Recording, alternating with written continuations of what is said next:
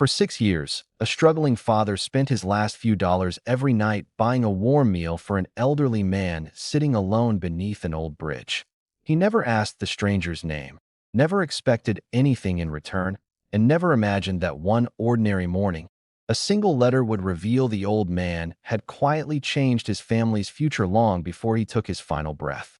Before we continue, here's a small request. If you're enjoying this story, please like, follow, and subscribe to stay connected and never miss a new story. The Promise Beneath Ashwood Bridge. Silas Mercer never believed life would become so quiet after losing his wife.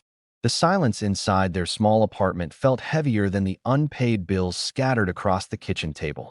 Every morning before sunrise, he woke to prepare breakfast for his 10-year-old daughter, Brielle. He carefully braided her hair the way her mother had taught him years earlier, even though he never managed to make it look quite right. Brielle never complained. She simply smiled, hugged her father, and told him it looked perfect every single time. That small lie became one of the brightest moments in his day. After walking Brielle to the school bus, Silas headed to a family-owned diner where he worked long shifts cleaning tables, stocking supplies, and helping in the kitchen whenever extra hands were needed. The work was exhausting, but he accepted every hour he could get because every paycheck disappeared almost as soon as it arrived. Rent came first, electricity followed, groceries came last, and sometimes there wasn't enough left for everything. Silas learned how to stretch a single loaf of bread across an entire week and how to smile even when he skipped meals so Brielle would never have to. Despite everything they lacked, he refused to let bitterness become part of their home. Every evening, father and daughter shared dinner together, talked about school, laughed at old jokes, and found happiness in moments most people overlooked. The quickest route home led beneath Ashwood Bridge, where the city noise softened into the distant rumble of traffic overhead. Near one of the large concrete pillars sat an elderly man wrapped in an old brown coat. His silver beard was neatly trimmed, his boots were polished despite their age, and a worn leather notebook rested beside him every evening. Unlike others living on the streets, he never asked passing strangers for money. He simply watched the river flow beneath the bridge as though it carried memories no one else could see.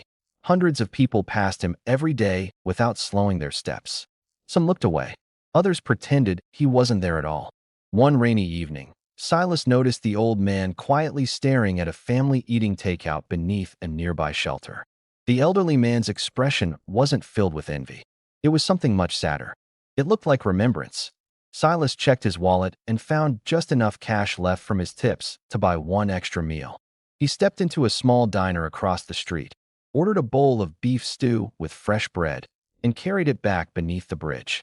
Without saying much, he placed the warm meal beside the old man. "I figured hot food tastes better than another cold night," Silas said with a gentle smile. The old man looked at the meal before raising his eyes. "You've worked all day? You should spend this on yourself." Silas shrugged. "I'll eat tomorrow. Tonight you should eat." The old man nodded once. "Then thank you." Silas smiled and continued walking home. The following evening, he returned with another meal. Then another. Soon it became part of his daily routine. Every night after work, before returning home to Brielle, Silas stopped beneath Ashwood Bridge carrying something warm to eat. Some nights it was chicken soup. Other nights it was pasta, chili, or a simple sandwich with coffee. Whatever he could afford became enough. The old man never requested anything special and never complained. He accepted each meal with quiet appreciation, always waiting until Silas had started walking away before taking the first bite. Weeks slowly became months. Months quietly became years. Neither man asked unnecessary questions. Silas never wanted the old man to feel as though he had to earn kindness by explaining his past. The old man respected that silence. Instead, their conversation stayed simple. "Cold tonight. It'll warm up tomorrow. Your daughter doing well? She got an A in science." "That's wonderful." Nothing more. Yet somehow those brief conversations became part of both their lives. As Brielle grew older, she sometimes accompanied her father after school. She always greeted the elderly man with a cheerful smile and talked about books she was reading or dreams she hoped to achieve one day. The old man listened carefully to every word. Sometimes he laughed softly at her stories. Sometimes he simply smiled without speaking. Before they left each evening, Brielle always wished him good night. After they disappeared around the corner, The old man remained seated for several minutes, watching the empty sidewalk with thoughtful eyes. Silas noticed something unusual over the years. The elderly man always carried the same worn leather notebook. Every evening after finishing his meal, he carefully opened it and wrote a few lines before closing it again. Silas never asked what he was writing. He believed everyone deserved at least one place where their private thoughts belonged only to them. Winter arrived with freezing winds that swept through the bridge. Silas started bringing an extra blanket whenever he found one at the local thrift store. The old man accepted it with quiet gratitude but never asked for another. Summer brought unbearable heat. Silas carried cold bottles of water instead of coffee. Autumn covered the sidewalks with golden leaves. Still, neither man missed an evening if it could be helped. One Friday, Silas received unexpected news. The diner reduced everyone's hours because business had slowed. His paycheck would be nearly half of what he normally earned. That night, while counting the few dollars left in his wallet, Silas realized buying 2 dinners was impossible. He stared at the money for several minutes before making his decision.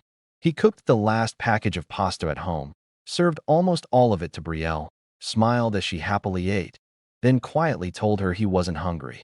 After she finished, he wrapped the small portion that remained, added a slice of bread, and carried it beneath Ashwood Bridge.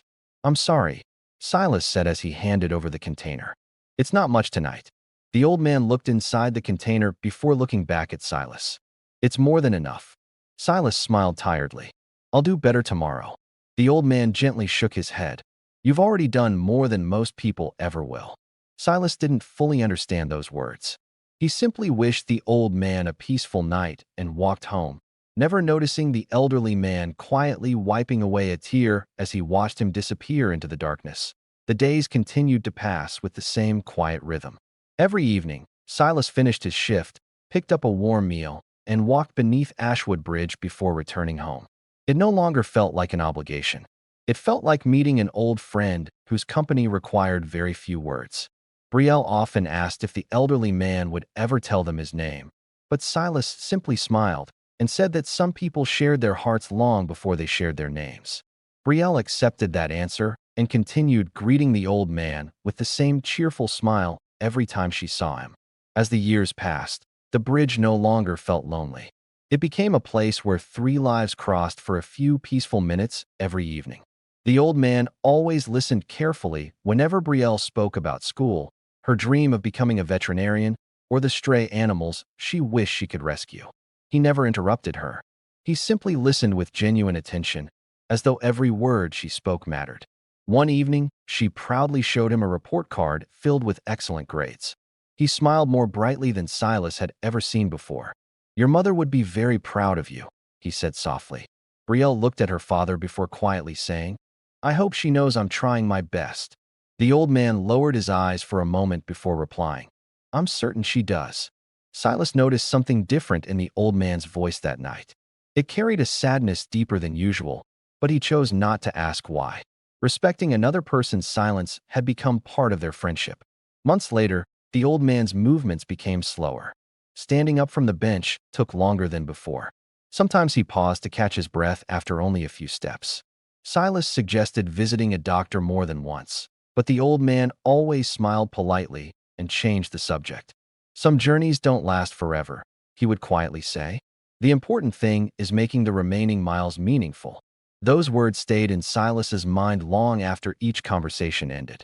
Winter returned with bitter winds stronger than any before.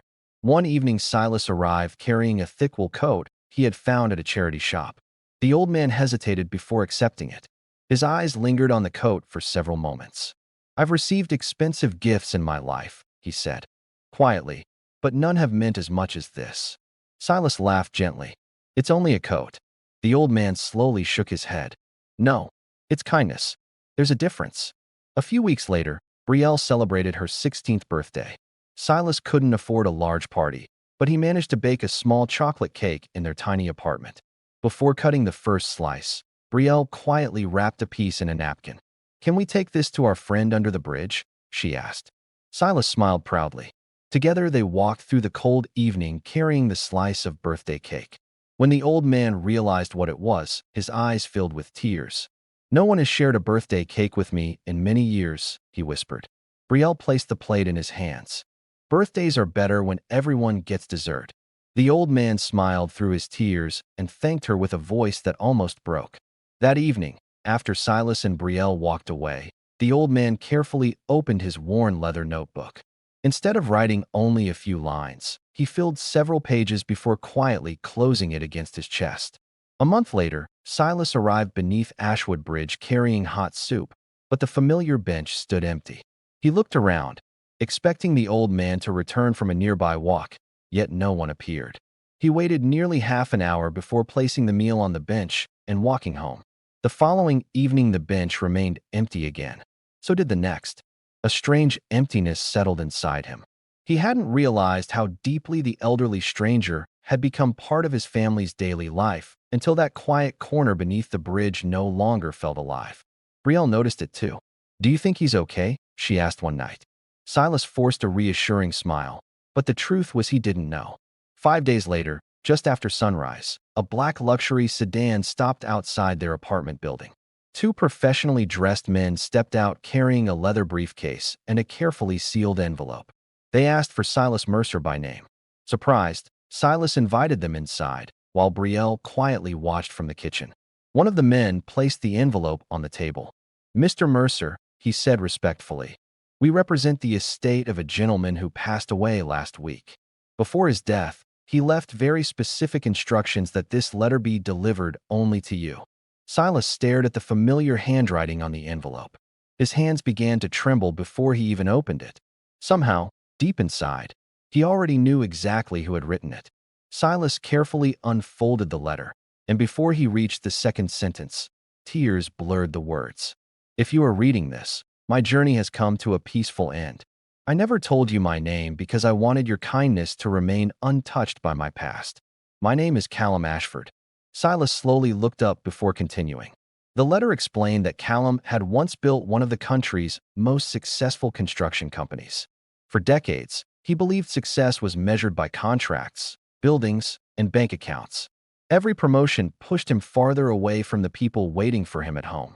His wife spent years hoping he would slow down.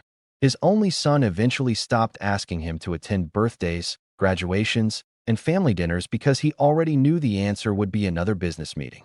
By the time Callum realized what he had sacrificed, his marriage had fallen apart, and his son had moved across the country without leaving a forwarding address.